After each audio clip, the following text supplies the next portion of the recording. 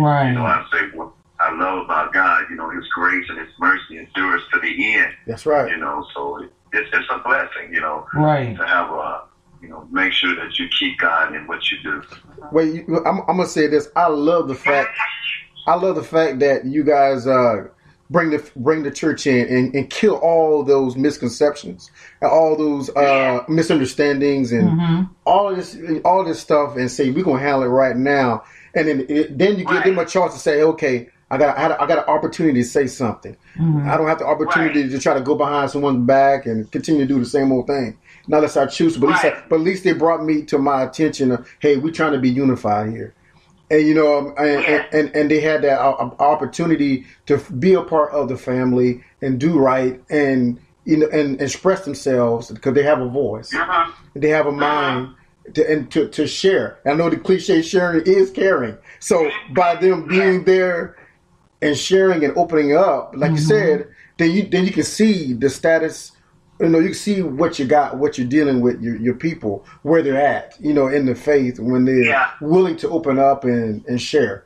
So I mean, I think that's an awesome thing that you did of making everyone feel a part, regardless what backgrounds they come from. Right. At least they have the option, to stand up and say what's on their hearts and say what's on their mind. And if it's not right, then you go about the godly way and say, hey, the Bible says, you point right back to Jesus. You know what I mean? Yeah. And I like that. Wow. Yeah, absolutely. And then we make it known that our family don't get no special priority. Right. There you go. Right. Because sometimes family gets involved. They think they can get ahead of everybody. I got dibs. I got priority. Yeah, that's right.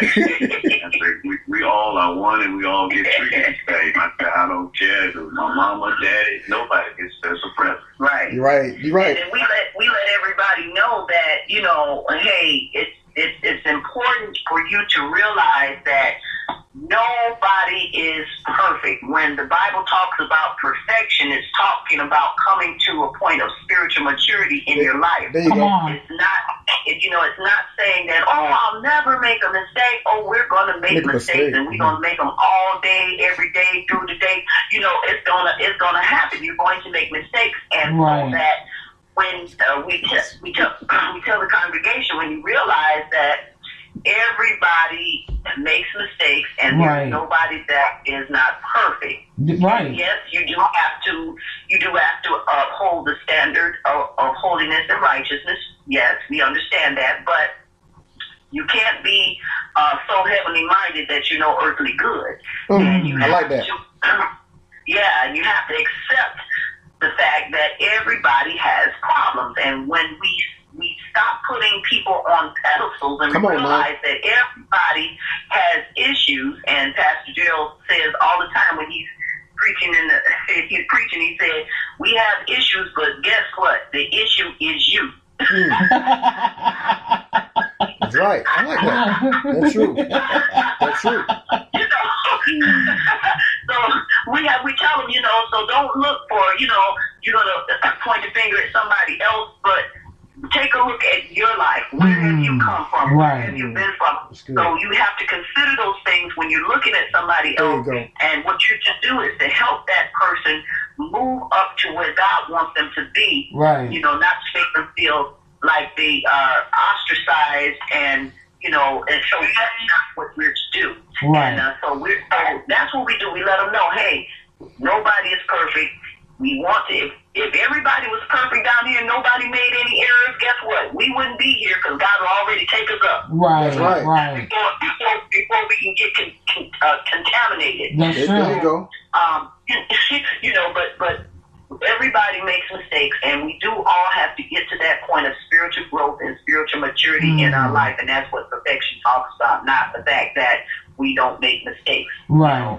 So, and just giving everybody that realization in the congregation helps them to grow and helps them to realize that, hey, my pastors, they identify with me, they understand me, they know what I'm going through with, and they can help me because they understand the humanity of myself, And so that's how we kind of take that approach. Nice. Amen. That's pretty awesome. It's totally awesome. I like the methods and the way you are doing your ministry. I wish a lot of other ministries would do that too. Amen. Like seek God on the methods to use. But we're just gonna pray for them, and pray. God That's is all you gonna can do. know and believe that He's gonna come Change and give gonna them come. a divine revelation Yes. in that. Amen. Praise God. But I also wanted to mention that this amazing group, amazing ministry is also they're also in the radio ministry, and so I wanted y'all to speak on your radio ministry as well. All right, great.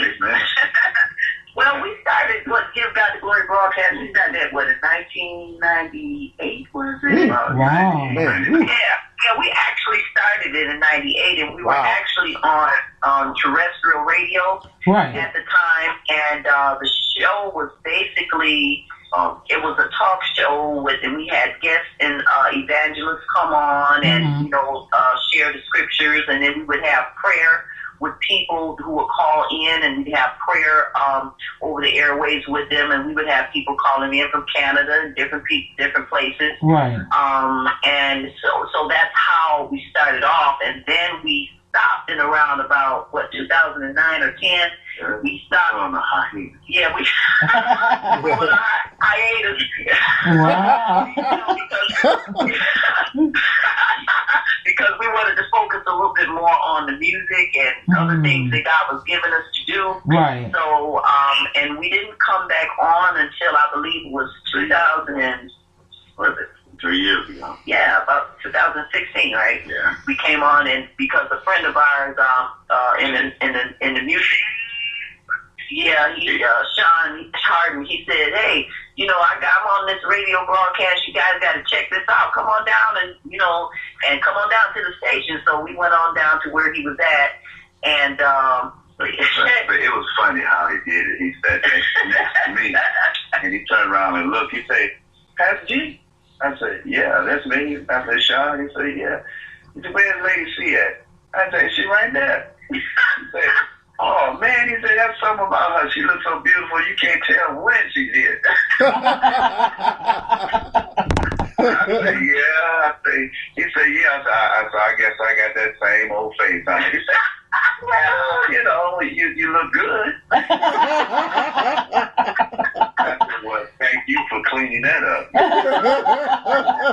Wow. He invited us to see him on the stage. Right. And he said, the radio is missing you guys. He said, don't nobody have nothing like you guys, not your show. So why don't you come on and check out what I'm doing and get back into radio? We look at each other and be like, well. Yeah. And that was for internet radio. That's how we got on the internet radio. So wow. He invited us, and he was just bragging to everybody, y'all, the world is missing this couple here. They're so anointed. They even blessed me. Wow. So he came on his program, and then he said, y'all talking about getting y'all program back? And we looked at each other, we like, well, we got to think about that. Right. And so when we finally made our decision to do that, it was part of another internet radio, and then we got a part of Q, Dr. Q, We Praise Radio, and he asked us would we come along with him to help grow his radio station. Yeah. So we was like, okay. Yeah, because the lady ended up, she she sold it to him because it started off with the show. It was Worldwide Core Radio, and that's how it was started out. And we had Core Praise, and that was the show that we had on Core Praise Radio, Give God the Glory broadcast on Core Praise. And then when she didn't want it anymore, she sold it to Dr. Eloquent Weaver, and it became We Praise Radio at that time. So that's where we are. But we got a lot of great things that's going to be coming up with Give God the Glory. So we'll have more announcements later on. And you guys be first to know. Yes. So I'm excited. How y'all doing? Yeah, I'm excited for y'all. I really am. Yeah, go on. Yeah, we're excited, about the radio broadcast that we can have you guys to come on and We love your music too, so you know. So, wow. So that's me. Oh, yeah, I love it. Yeah, this I tell you, this duo, this amazing man and woman of God that have been very, very consistent in Not Easily Broken's ministry. I tell you, there was a time, even after we came from Grainsville, they just showed us love. So many people showed us love, but more than anything, the consistency of people listening to our music and honestly being honest with us and saying, I love the sound, I love the music. This is where I was at. I love the words and just all the things that come when it's a God moment. Sometimes, as artists, we come out with music and God didn't even tell us to come out with it. But we come out with it because that's what the music industry says we have to do. But I'm not going to lie to you. My husband will tell you our story. We were not going to be professional at all. It was like, if professional means you always got to get hurt, I'd rather do something different. But the Lord said that when the Lord promises, my mom said, I don't care what y'all say. God told me what my girls were going to do. And y'all going to be doing your own CD and stuff. We looked at her like, okay, yeah, we already been hurt too many times. People took money and everything. And then she's like, okay. And sure enough, like probably 6 months later, we went into the studio after being burnt twice, money taken twice. We went in with another person that's, sought for us. We weren't even looking. Right. And that's when the music came. And we did an EP. And my sister, she was like, I honestly, I don't even know what I'm doing. We didn't know what we were doing. We were so hurt at the time. We were like, I don't know what we're doing. We don't know nothing about it. And we literally, as we're in the studio, we're learning everything about professional music world. And so when we came out with the EP, during that time, the community we were in, we were considered to be outcasts. They were like, y'all not going to make it. Y'all not going to do this. Y'all not going to do that. But my mom said, but God said, you're going to do this. You're going to do that. You're going to do. And sure enough, even now that my sister, she's doing school right now, so we haven't been in the studio or nothing, God is still elevating the sound. And I call it the sound because we did not expect that radio stations will be playing it because it's an EP. It's not a whole CD. It's just a flavor of everything. It's got flavors of everything. And so we're over in the UK. We're over in Africa. And I was like, they like that sound? We're questioning. But when it's a God moment, the God sound that needs to be heard now, I mean, God is just taking it and he said, okay, here, you've done what I told you, so let me do the rest. The obedient factor of that. So we thank God for Songs of Imani, Pastor G and Pastor C, because they were one of the ones that played our music on their radio station. We didn't have to, and I'm just going to be honest and transparent with you. A lot of the way the world is now, the way the radio industry, music industry is, a lot of times you have to pay to be played. I'm just going to be honest with you. And there was a lot of times we were dishing out money and never heard our songs on the radio. And I'm not saying they didn't ask for money. What I'm saying, because we're in the radio industry now, people come to us and be like, well, how much do I owe you? I said, what are you talking about? And and I'd be like, put question marks. What do you mean? Owe me? You don't owe me anything. Right. We're the gift of help. We're supposed to be helping. Radio ministry is supposed to be helping kingdom building. So the only thing I ask that you do is put it in MP3 format. That's how you can help. But other than that, we're just here. Thank you for reaching out to us for your ministry. We'll be honored to play your music. Yes. We'll be honored to spread it across the world. I mean, that's what we're supposed to be doing.